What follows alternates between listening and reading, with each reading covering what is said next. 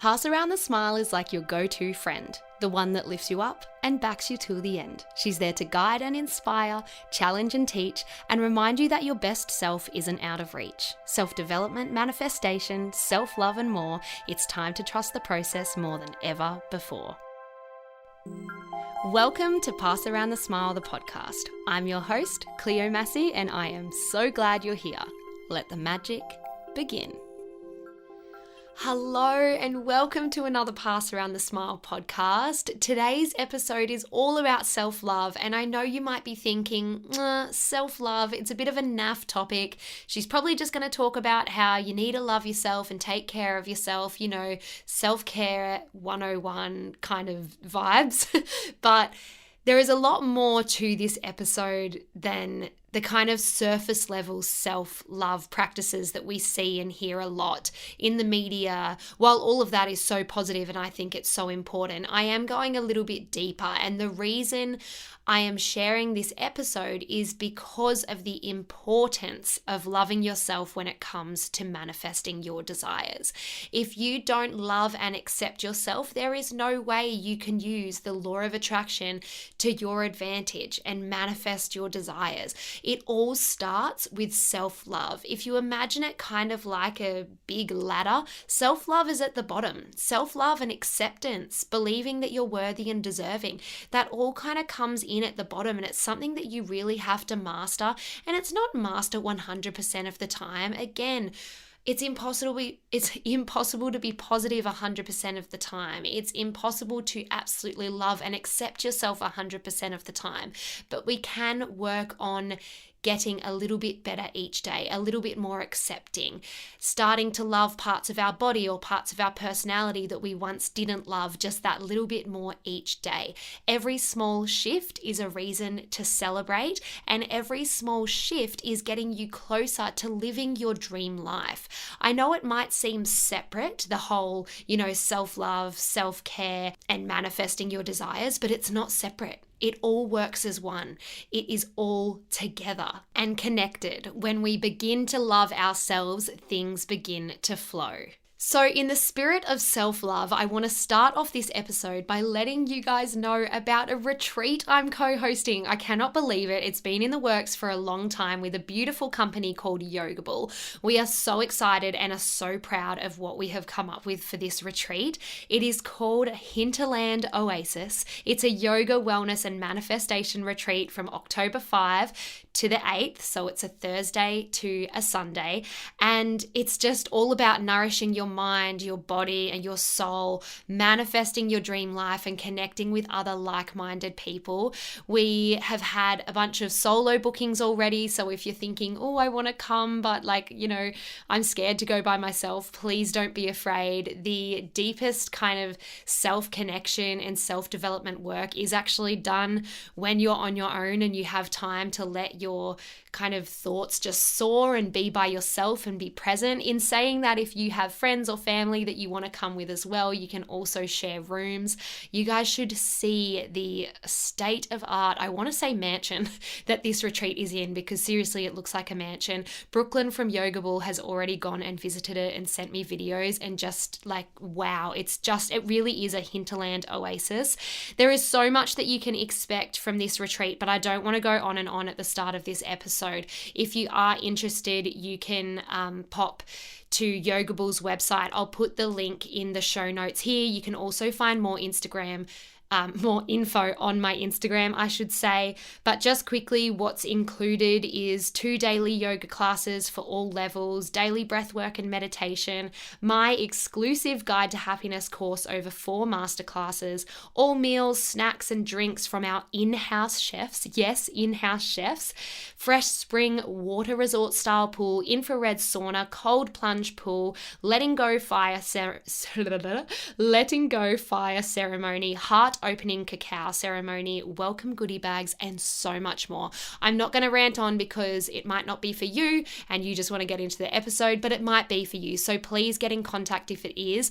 I really urge you to think about it because it is just going to be so beautiful, and I won't be doing one of these for a long time after this just because Pass Around the Smile has got so much else on. It's an investment in you, and I can promise you we are over delivering. We are very excited about this retreat, and I'm personally just so excited to spend like 3-4 days actually getting to know you and being able to work on implementing positive changes and having that time and space. I love my podcast episodes and I love my one-off events, but sometimes they're just not enough to get into the nitty-gritty. All right, let's get into self-love and why it is so important in manifesting your desires. So, as I mentioned before, self-love kind of starts off everything, because if we do not love and accept ourselves, we're not even going to ask for what it is that we deserve. And asking, as we know, is like one of the first steps to manifesting our desires. But if we are feeling not good enough, if we are hating on parts of ourselves physically or emotionally, internally, hating on parts of our personality, we are not going to have that inner power and love for ourselves to ask for something that we want, or we will, but we won't believe it. So it really, really does start at the very beginning. The other thing is when we aren't practicing self-love and we aren't accepting and loving at least some parts of ourselves, our judgment is clouded. So even if we are asking for things that we want to manifest, not only are we not believing that we're worthy and deserving, but it's likely that those things that we're asking for really aren't in alignment with what we want. And I've talked about in previous episodes how important it is to actually ask for desires that are truly meant for us and not for anyone else. But often when we're struggling with self-love, we are judging ourselves. So therefore we are wanting to impress others, seek validation, get approval, which could very possibly mean that you are asking for something for those reasons, which is not the right reason to ask for something that you want to manifest, because that's not genuinely for you and for you only. That's to prove a point or to gain validation or approval, etc. So first of all, I just want us all to understand how integral self-love really is. It's kind of a similar topic to listening to your heart. They both sound very kind of cliche and a bit naff, but they really are huge parts in living a life in alignment to us. And that's the other thing. When we aren't filling ourselves up with the self-love practices that make us feel good, we aren't going to be in alignment. When we're not in alignment, we are vibrating low. When we're vibrating low, we are attracting other people, circumstances, things, opportunities vibrating on that same low level. So speaking of vibration, you may have heard this experiment before because I have mentioned it on my podcast, but I do want to tell it again just because I think it's just so powerful. And for me, I like to remind myself of it often when I'm starting to talk to myself in a negative way. What happens is they've done this many times with like water, plants, vegetables, but I'm telling the water story. So what happens is they get a bucket of water in one room and they say, I love you, you're amazing, you're beautiful, you can do it, you're capable, you're smart, and they freeze it. And then they get another bucket of water, and to this other one in another room, they say, you suck, you're ugly, you can't do this, you amount to nothing, I hate you, and they freeze it. Every single time this is done, they then look at the frozen water buckets under a microscope. Every time the first bucket of water that had the positive projections placed on it is frozen in this intricate diamond-like pattern, whereas the other bucket is frozen every single time in a smashed, cracked pattern. Our bodies are filled with 70% water. And again, of course, water is just energy, but it's the energy that resides in our body. So what do you think you are doing to yourself when you are saying, oh my God, I'm so stupid. Oh, I'm so dumb. Oh, I can't think. Oh, I look awful today. You're literally damaging the energy in your body. Therefore, you have a low vibration. You are damaging the vibration in your body. The word damaging is quite harsh. You're not damaging it forever. Just right then and there, that's the energy that your body is feeding off. So next time that you're talking unkindly to yourself, I know it can be hard when we get stuck in a negative rut, but try your very best to distract yourself or just pull back a little bit. Focus on something that you do like about yourself, or if that's too far of a stretch, something that you just accept about yourself, and that can be a positive step. We must celebrate every small shift. We can't be positive 100% of the time. We can't love ourselves 100% of the time. That is so okay and so normal, but we have to find out ways that work for us where we can get better than our last moment in loving and accepting ourselves. Otherwise, you're not going to move forward and allow your dreams to materialize for you. So self-love is absolutely different to everyone, but a lot of the times I find, especially in my Pass Around the Smile courses or events, I have a lot of mums that say, I don't have time for self-love or self-care practices, or people with really demanding jobs. And absolutely, I hear you. But what I'm hearing there also is that you think that loving yourself and spending time and care on yourself is selfish. But it's the opposite, because when we fill ourselves up, we have more to give to those in, a mum's circumstance, your children's lives. So you need to fill yourself up. So what is self-love to you? It's going to be different to everyone.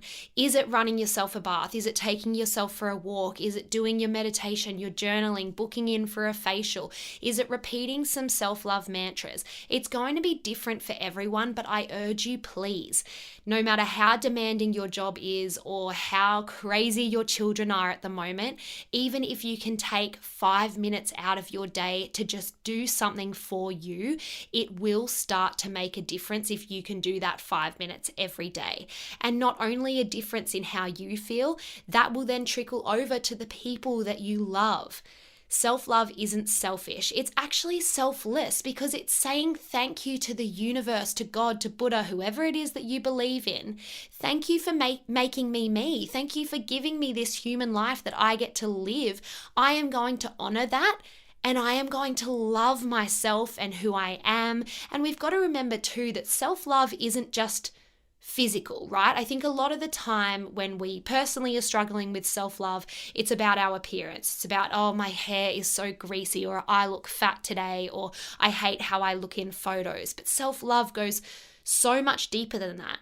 What about the way that you make people feel? Or your smile. I know smile's kind of physical as well, but how your smile might make other people feel.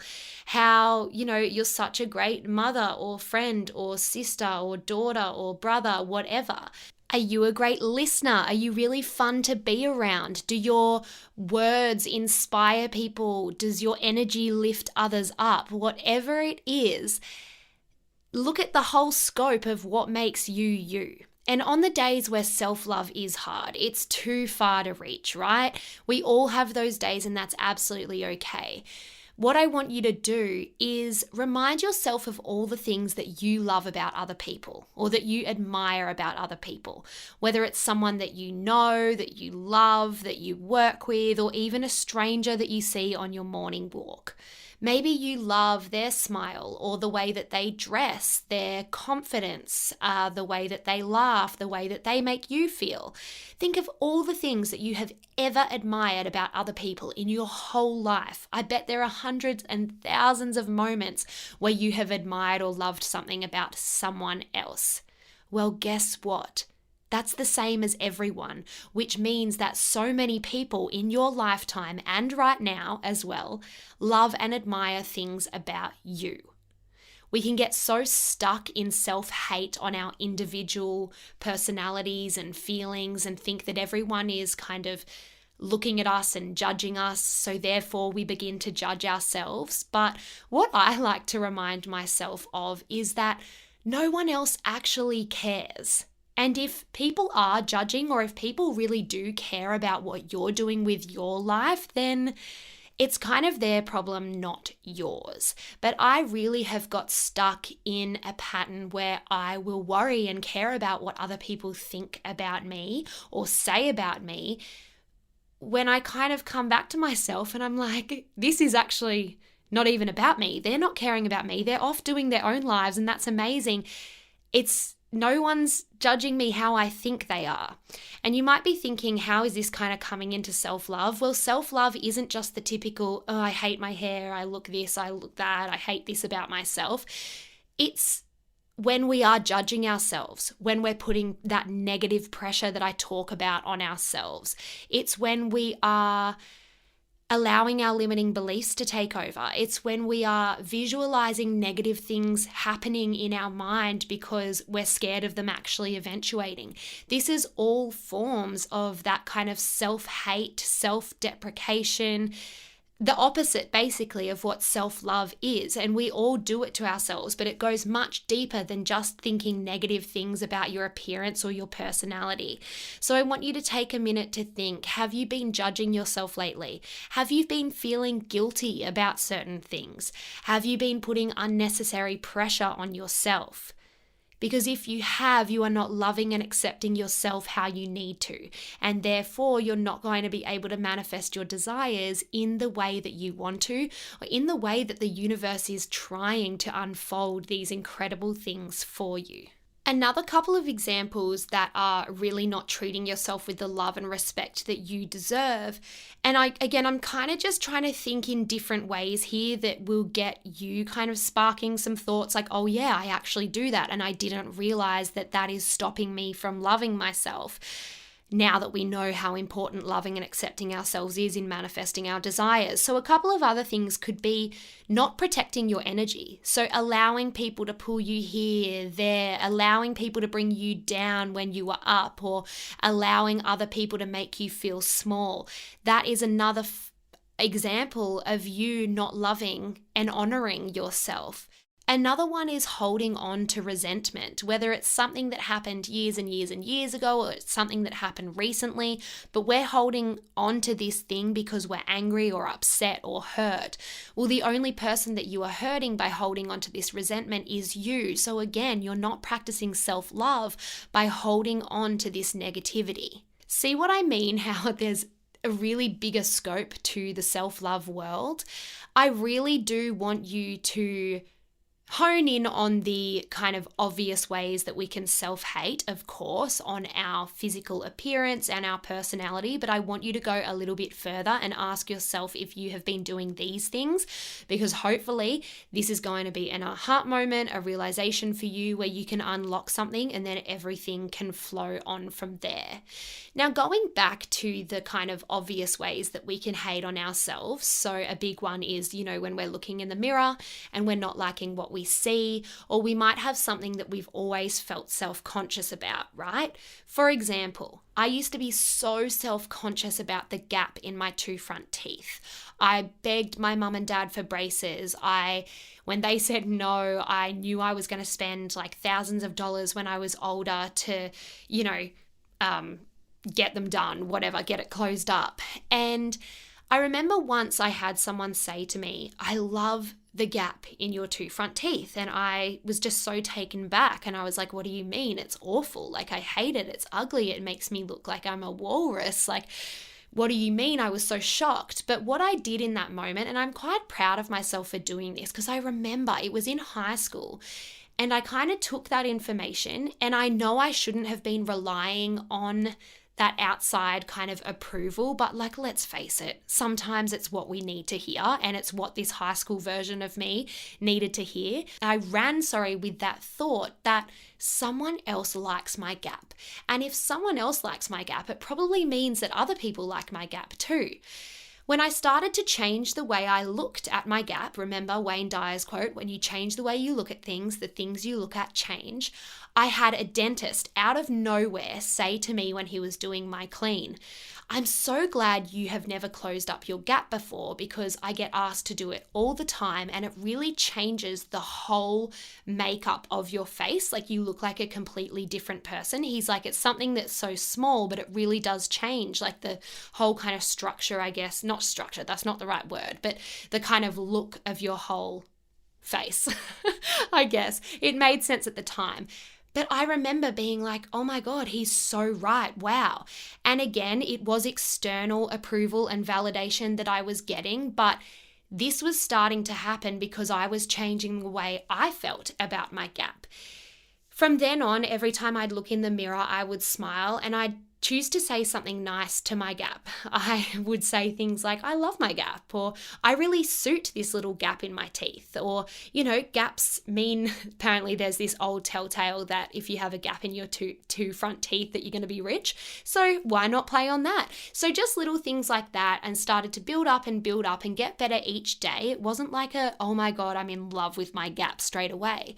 But now I do love my gap, and I'm so glad I didn't do anything about it. So, are there some kind of mantras that you can create for yourself that contradict what you really aren't liking or accepting about yourself? Whether it is physical, about your appearance, or whether it's something about your personality. I know personally, I used to be really hard on myself when I'd get home from a social occasion and I would think, oh my God, I'd cringe. I was just too much. I had too much energy. I was too excited. I spoke too much, and I'd get really judgy and hard on myself. That is a prime example of not practicing self-love at all. But then when I would talk to friends, they would, say, oh my God, it was such a fun night. Everyone was having such a good time. And I realized that A, no one cared and no one was judging me like I thought they were. And B, I was just having fun and being myself. So that is absolutely okay. So mantra-wise, I want you to create some mantras. So for example, mine would be something like, I love and appreciate the gap in my teeth. Now remember, on the days where self-love is too hard, I don't want you to state this really positive mantra if it feels too far away. If it's going to make you feel worse, it's not the right time to do it. So just wait until you feel a bit better, a bit more accepting, or change your mantra to something that's more achievable. Because even if we state over and over and over these positive mantras, if we don't believe them, they're not going to do anything. In fact, they may make us feel worse. Another way to think of that kind of thing that I was saying before, how no one else is actually caring or judging the way that we think they are. What about those times where, for example, your friend has said something to you like, oh my God, I've just been so self-conscious all night, this huge pimple, and you're like, oh, honestly, didn't even notice it. Or let's say your friend is like, oh my God, my hair is so greasy, I can't even go out. And you're literally, I did not notice that it was greasy at all. These are just everyday examples of how these things don't affect or place any importance on other people. They don't care, but why do we get in our heads that they care, and then we hurt ourselves by having that thought? We continue that thought, making it bigger and bigger and bigger. We judge ourselves, we put ourselves down, we don't feel good enough, and therefore we don't love what we have been given. And when we don't love ourselves, we're not honoring ourselves, and we're not believing that we're worthy and deserving of the things that we want to attract. Another thing to remind yourself of is when you are talking unkindly to yourself, that you are talking to that same person who was once 5, who was once 10, who was once 15. It is still the same soul, the same little cute body, personality, loving energy that is within you. You are talking meanly to them if you are talking meanly to yourself now. That really helps me on the days where I'm being really hard on myself. For me personally, so when I'm working and I'm not feeling good enough, I have in the past, I've told myself, oh my God, Cleo, you are so stupid. And then what I will do is feel really bad and guilty in that moment, because it's not a nice thing to say. But I'll probably do it again and again and again. But what really stops me and gets me thinking is that I imagine my 5-year-old self, my inner child that is still within me. Would I call her stupid? God, no. And that really helps me to reframe my thoughts and be kinder to myself. I love a good inner child meditation. I have written a really, really powerful one that I did in my 4-week Guide to Happiness course that I will try and record and get out. But inner child work is so, so powerful. Not only does it help with self-love, but it also helps in listening to our heart and kind of becoming really in tune with who we were always meant to be. So, a way that you can practice self-love today, well, you already kind of have because you've listened to a self-love podcast episode. But another way, if you want to take it even further, and something that's just achievable, is that you can honor yourself by doing a little journaling session on the things that you love and accept of yourself. However, then after that, I want you to write out the things that you are struggling to accept about yourself. Maybe it's a part of your body or a part of your personality or something that keeps not working out for you. But I want you to write in your journal that you love and accept this thing about yourself. And if writing that you love this thing is too hard, then just write, I accept this thing about myself, or I accept this thing about my personality. So that's one thing that you can do, really honing in on what do you love about yourself? What do you love about yourself? Do you love the way you make other people feel? Do you love your hair? Do you love your fitness levels at the moment? And then what are you struggling to accept? Because that's okay as well. Are you struggling to accept, your tummy? Are you struggling to accept the way that you kind of lose your temper around your family? Are you struggling to accept, what's another example? Are you struggling to accept the way that you can't get motivated at work? There are so many things that self-love expands to. Don't just think of the obvious physical kind of personality things. Go further than that. This is when we break down layers. So I might stop there today. I kind of want to leave this episode there and just allow you guys to reflect on yourself. Remember to post in the Facebook group if you have any questions about self-love, or if you have any ways that you practice self-love that you really think will help others. Please post, because we love a good chat and we love a good recommendation. I hope you are having an amazing day. I hope by the end of this episode, you are feeling a little more in love with yourself than you were when you started this episode, because that was my aim, and you are amazing. And we've got to remember that we are all unique. And like I said before, we all love and admire so many things about other people, which means so many people love and admire things about us too. But really, the real form of self-love comes with no validation or no approval from external sources. It comes from within, and we have the ability to create that and to feel really full and accepting of who we are, just the way we are. All right, I hope you have an amazing day.